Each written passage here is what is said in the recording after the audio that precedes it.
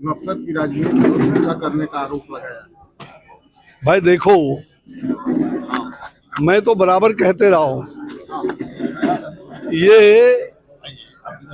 जो जिस प्रकार से गांधी और अंबेडकर का, गांधी जी का टोपी पहन के गांधी की रोज हत्या करने वाले, गांधी के सिद्धांतों की हत्या करने वाले, ये पूरा खानदान है। और जहां अंबेडकर जी का जितना अपमान किया, आज अंबेडकर जी का संविधान लेकर के चारों तरफ घूम रहे हैं। लगता है कि अंबेडकर के दत्तक पुत्र हैं, ये अंबेडकर जी के दत्तक पुत्र हैं। अरे भीमराव अंबेडकर, राजेंद्र प्रसाद जी, संविधान सभा ने जो दिया है, आज उस संविधान को किसने धज्जी उड़ाया? संविधान की हत्या किसने किया? बार बार किसने संविधान को बदलने का काम किया? ये इन्हीं के पूर्वज है ना, इन्हीं के वंशज है ना। और आज ये संविधान की बात कर रहे हैं। अंबेडकर साहब को पार्लियामेंट नहीं घुसने दिया था इन लोगों ने। अगर पंडित श्यामा प्रसाद मुखर्जी नहीं होते तो शायद वो पार्लियामेंट भी नहीं जाते। ये सबसे बड़ी बात। और मुझे लगता है कि इनको शर्म नहीं आती है। और ये जिस प्रकार से आरएसएस और बीजेपी सपना में इनको याद आता है,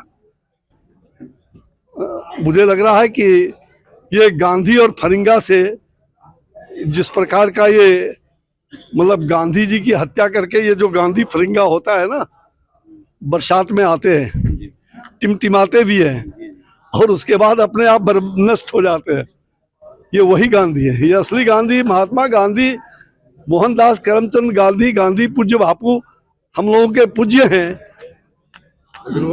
लेकिन ये खानदानवाद और परिवारवाद ला करके इसने वंश को और भ्रष्टाचार को, और उसी के गोद में बैठा हुआ, ये ऊपर में बड़ा भाई और नीचे छोटे भाई, बड़े मियाँ और छोटे मियाँ जी। वो तो अपने आप को बता रहे हैं कि हम मोहब्बत की दुकान चलाती है। अरे मोहब्बत की दुकान ही तो पूरी दुनिया जानती है। इमरजेंसी किसने लाया?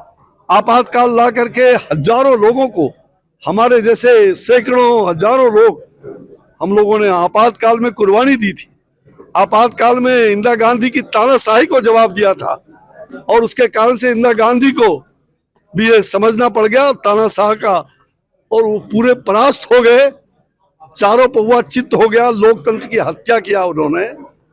ये जेपी आंदोलन का एक बहुत बड़ा ये था। और उसी आंदोलन को, उस गर्भ से निकला हुआ एक व्यक्ति जो भ्रष्टाचार में इतना सम्राज्ञी हो जाएगा और कांग्रेस के गोद में बैठ गया, और जैसे सुना कि आए दिल्ली वाले युवराज, तो यहाँ के युवराज से मिलने गए, इनको कोई महत्व भी नहीं दिया। मगर यहाँ के युवराज तो बाबा कह रहे हैं कि 20 साल पुरानी पीढ़ी बदलना चाहिए। अरे भाई, ये सारे आप सुन लीजिए, ये लोग आज यमराज की भूमिका में हैं। ये लोग यमराज की भूमिका में हैं, चाहे वो ऊपर रहे नीचे रहे। ये वंशवाद, परिवारवाद और भ्रष्टाचार पूरा देश जान रही है। और जिसने संविधान की हत्या किया, वो संविधान का किताब ले लेके घूम रहे हैं।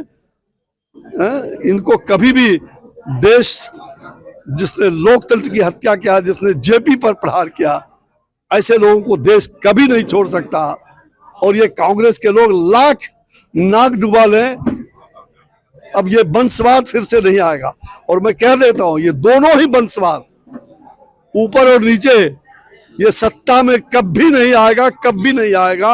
आने वाले वर्षों में ये दिवा स्वप्न रहेंगे इन लोगों के। जनगणना हुआ है, उसकी सच्चाई क्या है सब जानता है। भाई ऐसा है, एक समय था जब वो इंडी ठगबंधन बनाए थे और उसी के आधार पर इन्होंने जाति जनगणना बिहार का तुलना देते थे। तुलना देने में थकते नहीं थे। आज क्या हो गया है? आज हो क्या गया है इनको? ये लोग इसी प्रकार के मरीज हैं।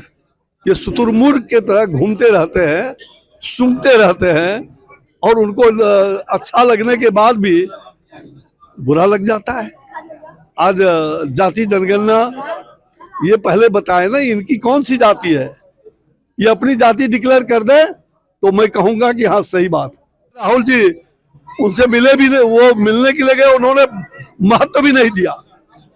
ये तो मैंने देखा पिक्चर में, आप लोगों ने भी, आप लोग तो पत्रकार हो, आप खींचते रहते हो।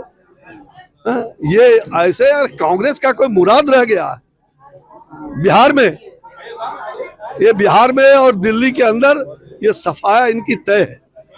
और भाजपा की सरकार, एनडीए की सरकार बनेगी 2025 में भी नरेंद्र भाई मोदी जी के और नीतीश कुमार जी के मार्गदर्शन में पूरी तरह से भाजपा के नेतृत्व में एनडीए की एक बहुमत की सरकार बनेगी, भाजपा नेतृत्व में बनेगी, इसमें कहीं दो मत।